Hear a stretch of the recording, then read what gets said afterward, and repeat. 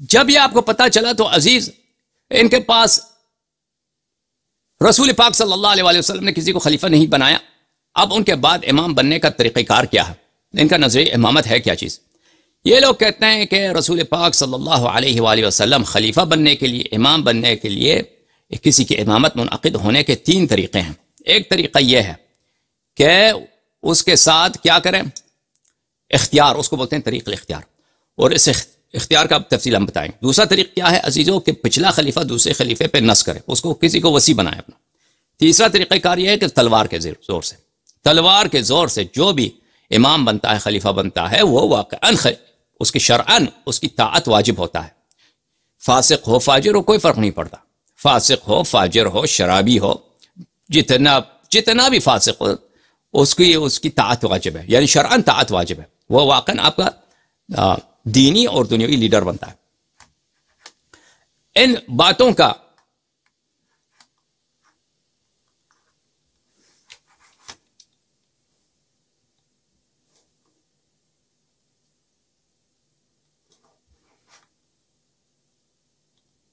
بالاختصار ہم آپ کی خدمت میں پیش کرتے ہیں انشاءاللہ تبارک و تعالی، تاکہ آپ کو پتہ چلے کہ ان کا نظریہ امامت ہے کیا چیز.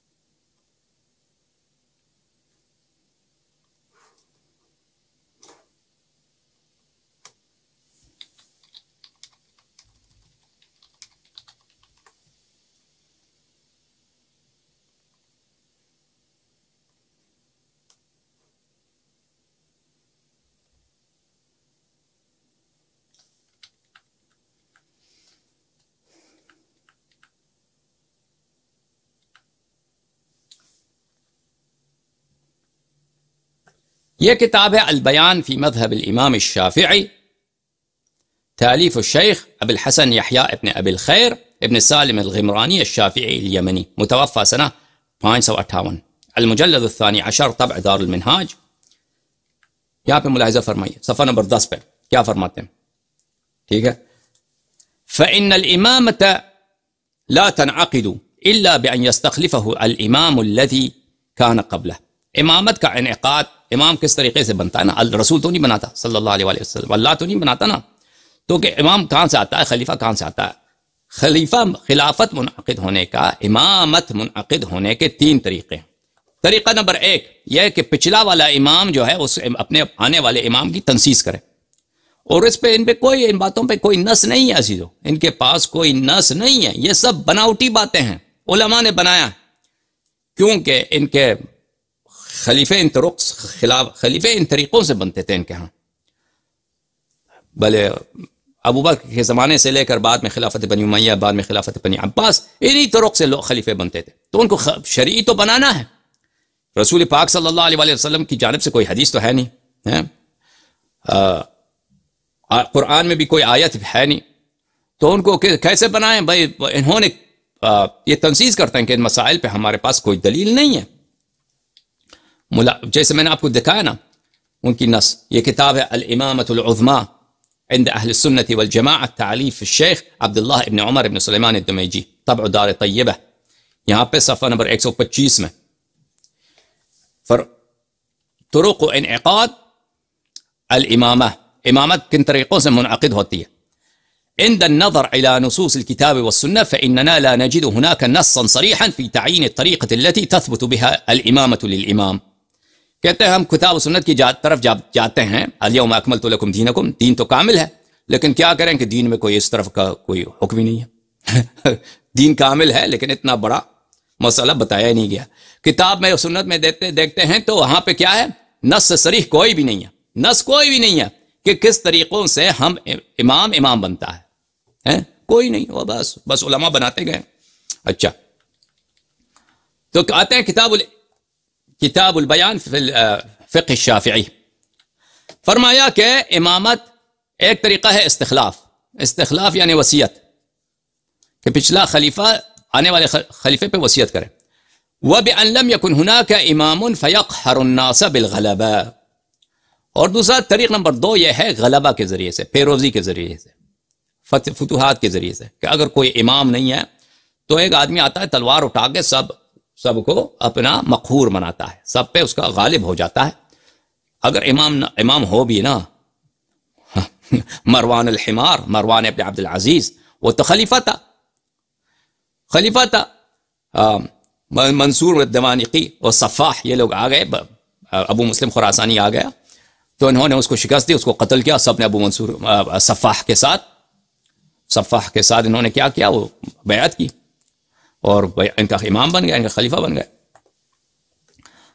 اچھا، او بان یعقد له الامام اہل الحل والعقد، یا یہ ہے کہ اس کو امام بنائے کون؟ اہل حل و عقد۔ اہل حل و عقد کون ہے میرے عزیزو؟ بعض یہ دفعہ یہ کہتے ہیں کہ یہ مجتہدین ہیں، امت کے مجتہدین، امت کے علماء۔ بعض یہ دفعہ کہتے ہیں کہ اہل حل و عقد کون ہیں؟ وہ ہیں فوج کے جنرل، قبیلوں کے جو سردار ہوتے ہیں، یعنی زعماء، متنفذین، اکابر مسلمانوں کے امت میں، یہ لوگ اگر کسی کے ساتھ بیعت کریں تو وہ امام بن جاتا ہے۔ اچھا، ولا يلتفت الى اجماع الامه عامه على عقده، کہتے ہیں اجماع کی ضرورت نہیں ہے کہ سب امت بیک قول کسی کی امامت کو قبول کریں۔ کیوں؟ لانهم اتباع لاهل الاجتهاد، کیونکہ یہ اہل اجتہاد کے تابع ہیں، کیونکہ علماء کو، عوام کو کس کی تابع ہونی چاہیے؟ مجتہدین کے۔ مجتہدین اگر کسی کے ساتھ بیعت کریں تو وہ بن جاتا ہے امام۔ اچھا، تو کتنے مجتہدوں کی ضرورت ہے بھائی؟ اگر کیا ایسا ہے کوئی پارلیمنٹ بناتے ہیں، شورا بناتے ہیں، کیا ایسا کوئی کانسیپٹ ہے تمہارے پاس کہ مجتہدین کا ہے، جتنے مثلا حنفی مذہب کے مجتہدین ہیں یا شافعی ہے، مختلف مذاہب، یہ سب جمع ہو جائیں، خلیفہ بنائیں، امام بنائیں؟ پہلی بات تو ہے اس کی کہاں ہے شریعت میں اس کا حکم؟ وہ تو کوئی شریع حکم نہیں ہے نا۔ تو کیا یہی ہے کہ سب مجتہدین جمع ہو جائیں؟ وہ کہتے ہیں نہیں، اس کی کیا ضرورت ہے، ایک بھی مجتہد یا 2 مجتہد، 3 مجتہد کسی کے ساتھ کیا کریں؟ بیعت کریں تو وہ خلیفہ بن جاتا ہے۔ تو لوگوں عام طور پہ جماعت مخالفین کے، جماعت عمریہ کے جو تھنکرز ہیں، ان کے جو متفکر لوگ ہیں، ان کے مبلغین ہیں، وہ مغربی دنیا کو اور اپنی نوجوان نسل کو اس طرح پیش کرتے ہیں کہ شیعہ سنی میں فرق کیا ہے؟ ہاں، کہتے ہیں شیعہ کہتے ہیں کہ رسول پاک صلی اللہ علیہ وسلم امامت ان وراثت میں ہے، ان کے خاندان میں، ان کے داماد کو، پھر ان کے نسل کو منتقل ہو جاتا ہے۔ اور ہم کہتے ہیں کہ مسلمان خود اپنا خلیفہ بناتے ہیں، مسلمان انتخاب کرتے ہیں، یہ امت انتخاب کرتے ہیں، ان میں سے سب سے جو باصلاحیت شخص ہے، سب سے جو زیادہ عالم ہے، متقی آدمی، اس کو خلیفہ بناتے ہیں۔ دیکھیں، پہلی بات تو یہ ہے کہ شیعہ یہ نہیں کہتے کہ یہ امامت وراثت سے ہوتی ہے، وراثت کی کوئی بات نہیں۔ ہم شیعہ کہتے ہیں کہ امامت اللہ کے نصب سے ہوتی ہے، اسی طرح جس طرح نبوت اللہ کے تعین سے ہوتی ہے، اللہ کے استفاء اور اللہ کی نصب سے ہوتی ہے، کیونکہ اللہ نے کس کو عصمت دیا ہے وہ اللہ ہی کو پتہ ہے، ٹھیک ہے نا۔ عصمت تو ایسی بات نہیں ہے کہ میرے ماتھے پہ لکھا ہو کہ معصوم، ویسے تو عصمت کا ادعا تو سبھی کرتے ہیں، کر سکتے ہیں کہ میں معصوم ہوں، معصوم ہے، مجھے اپنا امام بناؤ، فلانا معصوم ہے، اس کو امام بناؤ، لیکن اللہ نے کس کو عصمت دی ہے؟ وہ ادعا تو سب کریں گے۔ عصمت تو کوئی ظاہری بات نہیں ہے، عصمت ہے کوئی ظاہری بات کہ انسان کے ماتھے پہ لکھا ہو معصوم؟ بہت سارے لوگ ہیں جن کے خطا ہم نے نہیں دیکھے ہیں، بہت سارے لوگ ہیں جن کی غلطیاں ہم نے نہیں دیکھے ہیں، لیکن وہ معصوم نہیں ہے۔ معصوم کون ہے؟ معصوم وہ ہے جس کو اللہ نے عصمت عطا فرمایا، جس کو اللہ تعالیٰ نے عصمت عطا فرمایا، وہ معصوم۔ تو جس کو اللہ نے علم دیا ہے، جیسا رسول پاک صلی اللہ علیہ وسلم کو اللہ نے علم دیا تھا، جو بھی بشر کو ضرورت ہے ہدایت کی، رسول پاک صلی اللہ علیہ وسلم کے پاس تھی، ہے کہ نہیں؟ ٹھیک ہے کہ نہیں؟ اگر ہم رسول پاک صلی اللہ علیہ وسلم کے زمانے میں ہوتے تو دین میں حیرت نام کی کوئی چیز ہوتی؟ آپ مجھے بتائیں۔ اگر ہم مدینے میں ہوتے ہیں سنہ 5 ہجری کو، سنہ 6 ہجری کو، کسی بھی اختلافی مسئلہ جو آج مسلمانوں کے لیے اختلافی ہے، ٹھیک ہے، اللہ کے صفات پر، اللہ آسمان میں ہے یا اللہ جسم نہیں ہے، اللہ تعالیٰ شر کا خالق ہے، شر کا خالق نہیں ہے، ہمارے افعال اللہ تعالیٰ انجام دیتا ہے، جیسے ہم مثلا کوئی شخص زنا کرتا ہے، شراب پیتا ہے، تو اس کا کرنے والا اللہ، خالق الافعال اللہ ہے، ٹھیک ہے نا۔ مسلمانوں کا آپس میں مسائل پہ اختلاف، اللہ کا کلام قدیم ہے، قرآن قدیم ہے یا قرآن مخلوق ہے، ٹھیک ہے۔ الا ماشاء اللہ مختلف. اگر ہم رسول پاک صلی اللہ علیہ وسلم کے زمانے میں ہوتے، کوئی بھی عقیدے کا مسئلہ ہو یا افعال کا مسئلہ ہو، تراویح شرعی ہے یا بدعت ہے مثلا، یہ اس میں کوئی اختلاف ہوتا؟ کوئی اختلاف نہیں ہوتا نا، کوئی اختلاف نہیں ہوتا. کیونکہ علم کا ایک ایسا دروازہ ہے، ہدایت کا ایک ایسا دروازہ ہے نبی کریم صلی اللہ علیہ وسلم کہ ان کے کلام میں کوئی مسلمان شک ہی نہیں کر سکتا نا، کہ وہ کسی بھی مسئلے پہ فرمائیں تو وہی اللہ کا حکم ہے. وما ينطق عن الهوى. تو یہ احتیاج الی الحجہ، یہ ہمارے کیا ہے؟ اللہ کا ایسا حجت ہے نبی کریم صلی اللہ علیہ وسلم کہ ان کے ہوتے ہوئے کوئی شک ہی نہیں کہ دین کے کسی بھی مسئلے پر. یہ صرف یہ نہیں کہ اس زمانے میں اس کی ضرورت تھی، یہ ہر زمانے میں اس کی ضرورت ہے، ہر زمانے میں اس کی ضرورت ہے. کیونکہ قرآن کریم اس میں احکام کتنے ہیں؟ سب مسلمان کہتے ہیں ہم قرآن کو مانتے ہیں. وہابی قرآن کو مانتا ہے، جہمی قرآن کو مانتا ہے، جبری قرآن کو مانتا ہے، ماتوریدی قرآن کو مانتا ہے، اشعری قرآن کو مانتا ہے، ٹھیک ہے نا، معتزلی قرآن کو مانتا ہے، اسماعیلی قرآن کو مانتا ہے، زیدی قرآن کو مانتا ہے، شیعہ اثنا عشری قرآن. کون ہے جو قرآن کا منکر ہے؟ تمام اختلافات کے باوجود کہ مسلمان ایک دوسرے کی تکفیر کرتے ہیں، تمام اختلافات کے باوجود کہ مسلمان ایک دوسرے کو قتل کرتے ہیں زندیق ہونے کے بنا پر. قاتل مقتول دونوں ہی قرآن سے استدلال کرتے ہیں، ٹھیک ہے نا. سنت کیا؟ ایک کے نزدیک حدیث صحیح ہے، دوسرے کے نزدیک حدیث کی کتاب ہی حجت نہیں ہے، ان کی اپنی کتاب ہے، ٹھیک ہے نا. تو میرے عزیزو، نہ قرآن اور نہ سنت کس چیز کا جگہ لے سکتا ہے؟ حجت ناطقہ کا جگہ لے سکتا ہے. تو ہمارے شیعوں کا کیا عقیدہ؟ ہمارے شیعوں کا عقیدہ یہ ہے کہ یہ رسول پاک صلی اللہ علیہ وسلم کے بعد بھی اللہ کا حجت، یہ اس کے سوا دین کا کوئی چارہ ہی نہیں ہے. کہ دین ہمیشہ زمین پہ ایسا شخص ہونا چاہیے جو جس کا کلام فصل الخطاب ہو، جس کی وجہ سے تمام ابواب ہدایت کے لوگوں کے لیے میسر. اچھا، ہمارا عقیدہ یہ ہے، ہمارا عقیدہ یہ نہیں ہے کہ یہ میراث سے ہوتا ہے، وراثت سے ہوتا ہے امامت. جانے میں مقابل وہ کیا کہتے ہیں بھائی، لوگوں میں مشہور کر دیا کہ جی ہمارے مذہب میں جمہوریت ہے، ہم کہتے ہیں کہ امت خود انتخاب کرے. مسلمان شیعہ کہتے ہیں کہ بھائی ان کے خاندان میں چلتا ہے، رسول پاک صلی اللہ علیہ وسلم ان کے ہاں کیا ہے، ان کے ہاں شیعوں کے ہاں وہ بادشاہت ہے. شیعوں کے ہاں یہ نہیں ہے، شیعوں کے ہاں یہ ہے کہ استفاء ہے. دوسری طرف آپ کے مذہب میں کوئی جمہوریت نہیں ہے اور کوئی مشورہ نہیں ہے کہ ہم شورا سے امامت بناتے ہیں. یہ آپ کے سامنے ہے کہ حل عقد کیا کریں گے؟ امام بناتے ہیں. اچھا کیسے بنائیں گے؟ اس کی تو کوئی حدیث تو نہیں ہے نا، کوئی روایت تو نہیں ہے، قرآن کی کوئی آیت نہیں. ہاں وہ یہ کہتے ہیں. قال شیخ ابو اسحاق فی التنبیہ، اب شیخ ابو اسحاق نے اپنی کتاب تنبیہ میں کہا ولا ينعقد الا بعقد جماعت من اہل الحل والعقد، کہ اہل حل و عقد کی ایک جماعت ہونی چاہیے، ایک جماعت میں کتنے لوگ؟ کہتا ہے وہ مقتضى کلامی ان اقلهم ثلاثه لان ذلك اقل الجمع عندنا. ہاں شیخ ابو اسحاق نے جو فرمایا کہ جماعت ہونی چاہیے اہل عقد کی، سب امت کی مجتہدین کی ضرورت نہیں ہے، ایک جماعت ان کی ہونی چاہیے. جماعت کا عقل کیا؟ جماعت تین مجتہد، تین مولوی اگر کسی سے بیعت کریں تو آپ کا امام بن جاتا ہے. وقال القاضی ابو الفتوح، یہ بھی شوافع کا بہت بڑا عالم دین ہے، ظاہر ان کا نام عبداللہ ابن محمد ہے. قاضی ابو الفتوح اس نے کہا ينعقد بعقد واحد من اہل الحل والعقد، اس نے کہا کہ ایک آدمی، ایک مجتہد، ایک فوج کا جنرال سے سالار کسی سے بیعت کرے وہ خلیفہ بن جاتا ہے.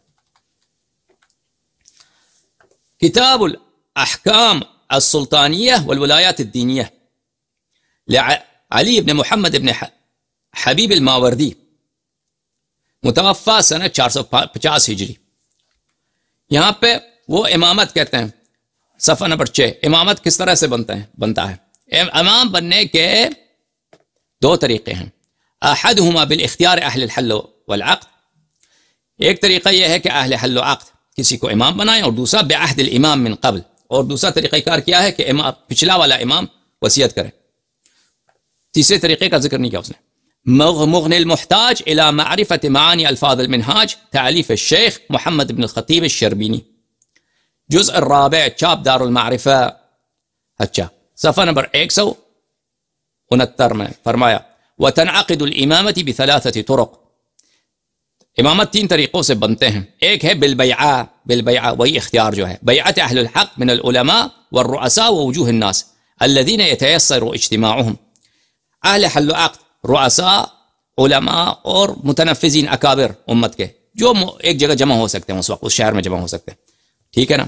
ثانی باستخلاف الامام، امام کے پچھلا والا امام وصیت کرے. ثالث تیسرا طریقہ باستیلاء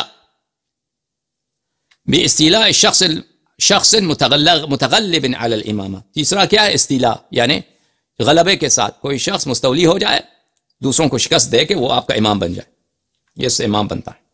منہاج السنہ فی نقض کلام الشیعہ والقدریہ، ابن تیمیہ صاحب کی کتاب، جزء اول.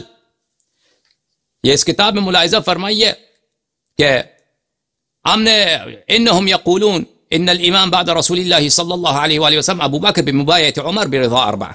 اس کے رد میں کہتے ہیں، اچھا یعنی علامہ حلی کے رد میں کہتے ہیں کہ فالامامۃ ملک و سلطان، امامت بادشاہت کا نام ہے بھائی.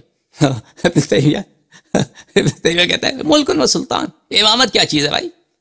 امامت ہے ہی خلافت النبی صلی اللہ علیہ وآلہ وسلم، بس اس کے ایک ہی تعریف ہے، ملک و سلطان. ملک یعنی بادشاہت، سلطان بھی بادشاہت، حکومت، یہ ہے بادشاہت اور گورنمنٹ کا نام. والملک لا يصير ملکا بموافقة واحد ولا اثنين ولا اربعہ. ملک جو ہے بادشاہ نہیں بنتا ایک دو آدمی کے موافقت سے، اس کے پاس اثر اس سے زیادہ لوگوں کی ضرورت ہے.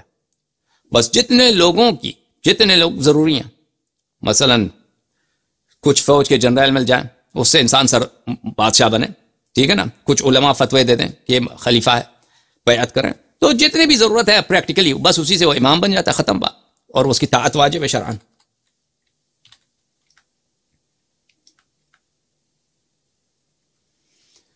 اچھا ان لوگ دیکھیں جماعت مخالفین میں سب سے بڑی جو جماعت ہے عقائد میں، وہ کون ہے؟ اشاعرہ کی ہے. عالم اسلام میں سب سے ہمیشہ اکثریت کن کی رہی ہے؟ اشاعرہ کی. اور جو ماتوریدیہ ہیں ہندو پاکستان میں، یہ بھی اشاعرہ ہی کتابیں ہیں. کی وجہ کیا ہے؟ کیونکہ ماتوریدیہ کی اپنی کوئی کلام نہیں ہے، کلام ان کے کتب کلامیہ ہے، کتب عقائد ہیں، لیکن وہ اکثر مطالب انہوں نے نقل کیا کن سے؟ اشاعرہ سے. کچھ مسائل میں ان کا اختلاف ہے، جزئی مسائل اختلاف ہے. اور خود ابو الحسن ماتوریدی جو تھے، ابو منصور ماتوریدی، یہ اور ماتوریدیہ کے اکثر بڑے علماء جو تھے یہ سب ماوراء النہر کے ہیں، یعنی ازبکستان سائڈ کے، سمرقند و بخارا کے سائڈ کے. وہ وہاں پہ اتنا معتزلہ لوگ نہیں ہوتے تھے اور اہل حدیث نہیں ہوتے تھے، اس لیے ان کو ابو منصور ماتوریدی کو استدلال کرنے کی اتنی ضرورت نہیں تھی. جس ماحول میں رہتا تھا وہ مناظروں کا ماحول نہیں تھا، مختلف عقائد وہاں پہ کے لوگ نہیں تھے وہاں پر، تو اس کے کتابوں میں اتنا استدلال نہیں ہے. بالعکس ابو الحسن اشعری جو ہیں وہ بغداد میں رہتے تھے، کوفہ میں رہتے تھے، عراق میں رہتے تھے، وہاں پہ تو سب علم کا مرکز تھا، سب طوائف وہاں پہ موجود ہیں. وہاں پہ شیعہ ہیں، وہاں پہ معتزلہ ہیں، وہاں پہ جہمیہ ہیں، وہاں پہ اہل حدیث ہیں. تو ان کے ابو الحسن اشعری کی کتاب میں استدلال دلائل بہت ہیں، مناظرے بہت ہیں، ٹھیک ہے نا. تو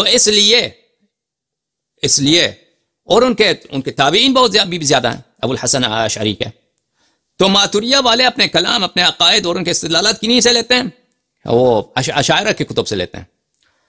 اور بالاساس یہ جو ماتوریدی جو علماء ہیں، یہ ابو حنیفہ کے پیروکار مقلد علماء تھے، مفتی تھے یہ لوگ، اور ان کو عقائد اور علم کلام پہ اتنا عبور نہیں تھا، اس لیے یہ لوگ اہل اجتہاد تھے، اہل فتویٰ تھے، اہل فروعات تھے. تو ان کے یہ اپنے عقائد انہی سے لیتے ہیں.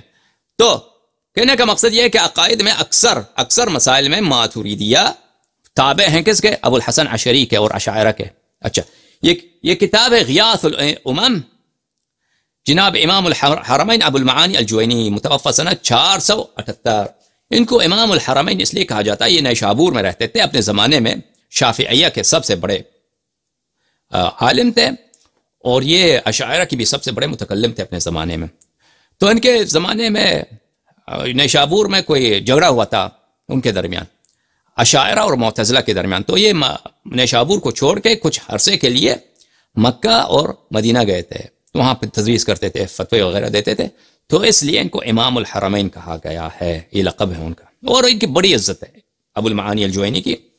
ان کے کتب تراجم میں دیکھیں، کتب تواریخ میں دیکھیں، بہت اس کی علماء نے اس کا احترام کیا ہے. اچھا، غیاث الامام، چھاپ دار الدعوہ، یہاں پہ وہ صفحہ نمبر 54 میں وہ نقل کرتے ہیں، وہ اقرب المذاہب مرتضاہ القاضی ابو بکر، فرماتے ہیں کہ قاضی ابو بکر باقلانی وہ بھی اشاعرہ کے علماء میں سے ہیں، یہ سب سے بہترین مذہب یہی ہے قاضی ابو بکر باقلانی کے ہیں، وہو المنقول عن شیخنا ابو الحسن، اور یہی منقول ہے کن سے؟ ابو الحسن اشعری سے، وہو ان الامامت تثبت بمبایعت رجل واحد من اہل العقد، کہ امامت صرف ایک شخص کے بیعت سے، ایک شخص، نہ الیکشن ہے، کچھ بھی نہیں بھائی، کوئی جمہوریت نہیں ہے، کوئی اختیار، یہ کہتے ہیں امامت اختیار سے ہے، کس کی اختیار؟ امت کی اختیار نہیں، امت کی اغلبیت کی اختیار نہیں، امت کے ایک علاقے کے اغلبیت اکثریت